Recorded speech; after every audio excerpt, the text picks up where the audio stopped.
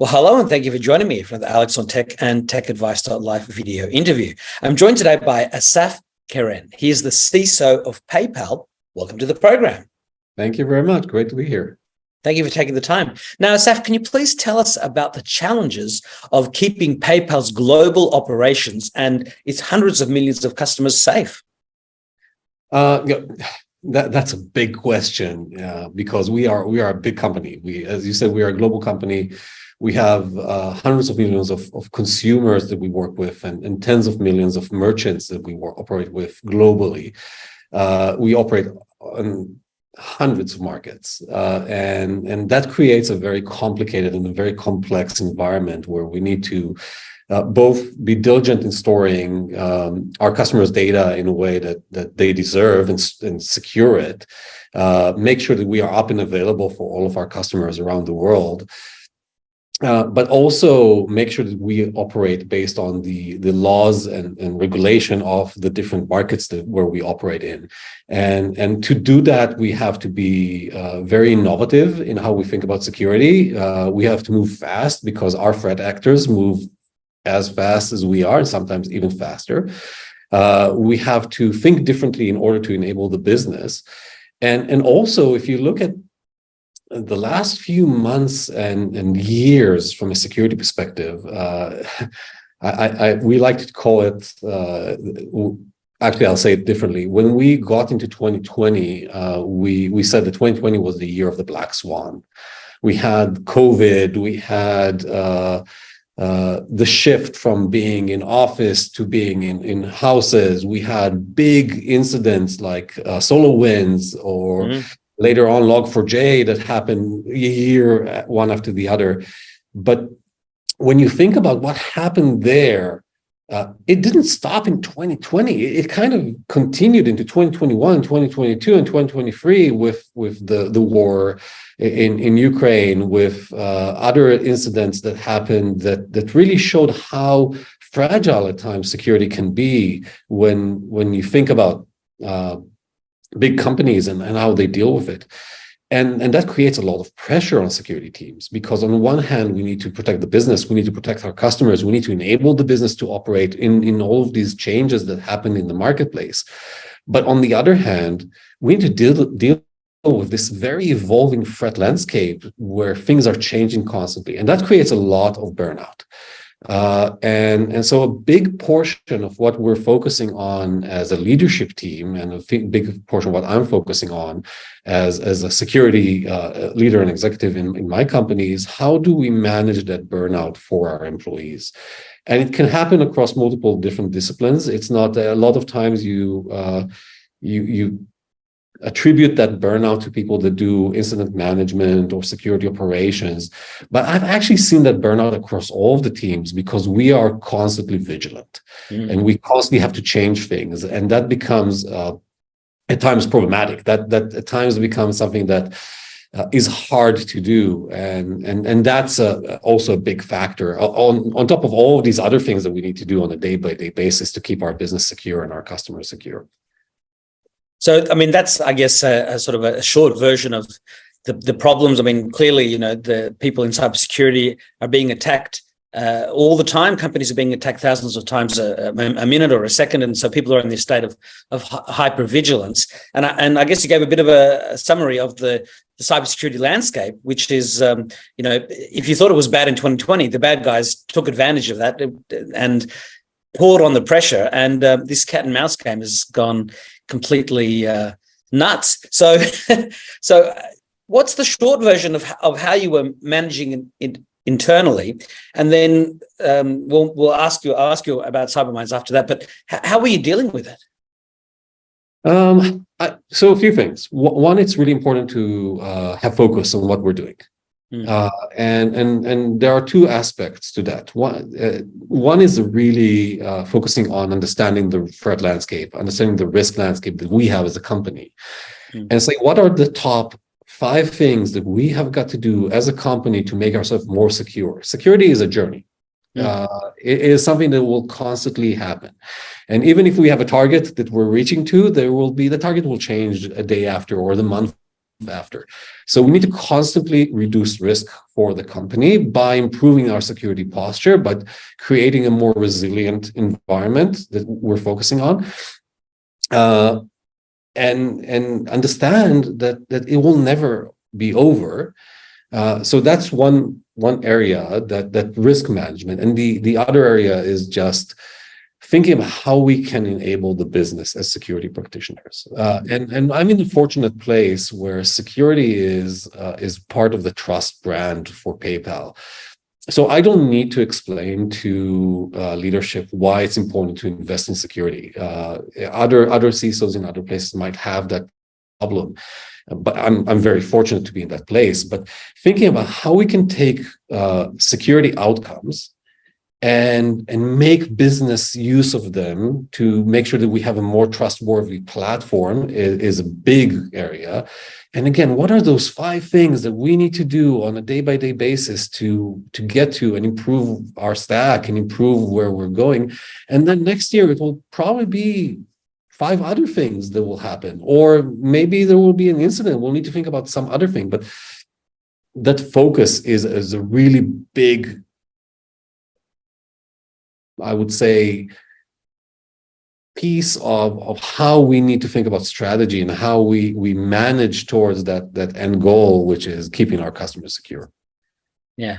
I mean, look, when it comes to mental health and wellness, I mean, for a long time, such issues have been taboo, and people haven't known how to really deal with it, how to help somebody. And people, burn out and they leave the industry altogether. They don't have any more contact with the people that are brought in, and they can't share their knowledge because they're just burnt out. Now, when I heard about CyberMinds last year launching in Australia, and then it launched earlier this year in the US, I thought to myself, wow, this is incredible. This is finally something, a system that can help people to actually not only do burnout recovery, but burnout prevention. And one of the things I know that CyberMinds wants to do is actually, and is doing, is bringing this down to students who are yet to enter the industry so that they can become resilient from the word go, so they can enter the industry with these tools and never actually get to the burnout stage. So how did you find out about CyberMinds? What are your impressions of the work that it is doing in mental health and wellness, and how are you implementing it now that you know about it in PayPal? So actually, it was kind of serendipitous. I got an email from one of the people that work in government relations in PayPal, and he knew the CyberMinds people from before. He's Australian. And he shared their contact. And the moment I heard about what they're doing, I said, wow, this is amazing, because there is a lot of shame that goes together with mental health issues.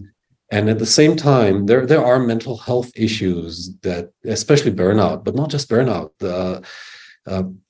There's trauma and post-trauma. There is anxiety issues. There are a lot of things that happen when you deal with cybersecurity. I think one of the recent papers that we got from CyberMinds, which was crazy, and it's a research they've done in Australia, where they said that frontline cybersecurity incident responders sometimes have more anxiety and more stress than frontline health workers during the pandemic. Yeah. Which is crazy when you think about it, or maybe it's not crazy when you think about it. So that shame is a big piece, and we don't talk about it, and it hit home for me. I have personally dealt with post-trauma in my past. It is something that I care about very much, and when I heard about the work that they did in Australia, it was almost immediately, let me pick up the phone and talk to these people. And we engaged with them during their entry to the US. It was just in the RSA conference a couple of months ago, when we were part of the panel. We actually sponsored their event, which, because it's very important for us, and as a leadership team, we had Peter, which is the CEO of CyberMinds, come to my staff meeting to talk to us about the protocol that they use, which is a very robust protocol used in the US military as well, in dealing with trauma and dealing with stress. And we're now starting to roll that out to initially with our security operations teams, but also with other teams within security.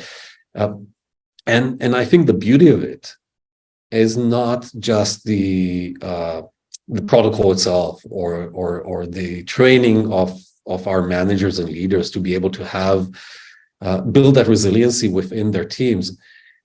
The baseline beauty of it is that we actually talk about it. And the moment you talk about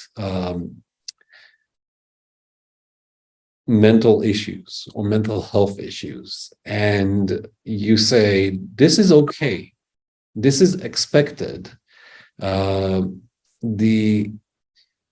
this is how we deal with it, this is an option or an opportunity to deal with it, you take away the shame aspect out of it, and you open it up, and you become a much more inclusive and a much more robust environment where it doesn't necessarily specifically matter which protocol you use. It matters that you've opened that up, and I see that work that we're doing together with CyberMinds as something that will create a much more open and a much more resilient cybersecurity team in PayPal, and I'm really excited about that.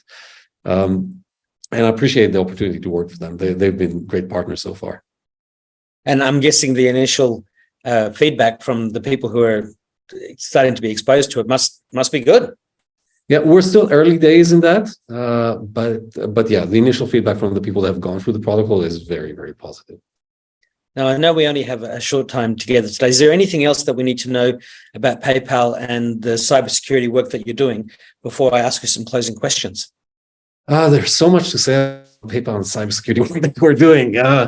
Let me maybe share two things that are of interest. That not a lot of people might know about PayPal, but PayPal is one of the original internet cybersecurity factories. The first commercial CAPTCHA was invented in PayPal. So we're not just a team that focuses on deploying tools. We also build our own tools, and we innovate in a lot of places. And I would say security is part of the DNA of the company. And like I said, it's very fortunate for me to be a security practitioner within this company, because everybody gets why it's important. And that's a great place to be in. Now, I always like to ask a couple of closing questions. And one is to ask if you could please share a memory of your first computer. My first computer was a Sinclair. Yeah. It was one of those computers you connected to your TV, and was it the ZX80 or the ZX81? It was I think it was the 81. I was 6, so I'm not sure if I remember exactly which version. Yeah. I learned BASIC on it. That's how you programmed back then. That was the way you did it. Yeah. Yeah. It was really fun. We all the family actually sat around that computer on the weekend and wrote basic commands to just print stuff, like create shapes and write commands or write programs. Yeah. Then moved on to a Commodore 64. Mm-hmm. And then I think at the age of 11, my dad gave me my first IBM. Yeah, those were the days. 386, sorry. Yeah. And how far we've come since then. Yeah, no, like now my phone has 2,000 times the compute power of that Sinclair. So yeah, I'm not. I mean, it's probably 2 billion times. I mean, it's just It's amazing. It's amazing. Yeah. So my second last question is to ask if you could please share some of the best advice you received in life to help you get where you are today. There is so much good advice. And I think part of it is just listen to advice. I'll give you the one that talks about listening to advice. I was a very young person coming out of the military. I'm Israeli originally. I went to work for the government, in the Israeli government ISP. And that was a really good experience. But coming out of the military, I thought that I knew everything. It was this very clear-cut, my ego was up here, my actual knowledge was down here, and I came in to lead a team in that ISP. And it was very clear after 2 days that I don't know what I'm talking about when it means in internet connected environments. And I had this very tough conversation with a few of my peers that told me, listen, kid, you need to shut up and listen and learn. and spend the next like half a year in learning, and then let's have this conversation that you're trying to have with us about security. And I think that listening to them was one of the best decisions I've made in my life, because I did learn a lot, but I was this close to quit. So I think that experience was really humbling to me, and understanding that I don't know everything. I definitely know that now that I don't know everything. Learning from everybody around me is a really important piece. Always learning is a really important piece, and that was a very grounding moment in my life that helped me get that. Yeah, well, they always say, "Oh, to be young again, when I knew everything, or thought I knew everything." And secondly, there's always that the famous saying that you've got 2 ears and 1 mouth, and you should use them accordingly. So, what is your final message to the viewers and to the readers and to the wider cyber community? We don't talk enough about mental health for cybersecurity practitioners, and we feel at times, again, going back to the shame conversation, that it's shameful. It's not something we should be opened up about. It is important for us to keep ourselves healthy. It is important for us to keep our ecosystem and the industry healthy. We have a shortage of cybersecurity professionals. If we lose people to stress, if we lose people to anxiety and to burnout, we're not helping ourselves as an industry. It is extremely important to talk about it, and it is extremely important to acknowledge it and accept it and help the people that need help.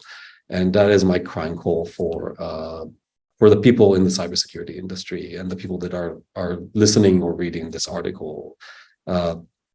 It is not shameful. It is part of life, and it's something that we need to work on together. Well, Assaf Keren, Chief Information Security Officer at PayPal, thank you so much for taking the time. I really appreciate the chance to speak with you. Best of luck for the future, and I do hope we can speak again. Okay, thank you very much. Appreciate it. Thank you for having me. Thank you. Bye-bye. Bye.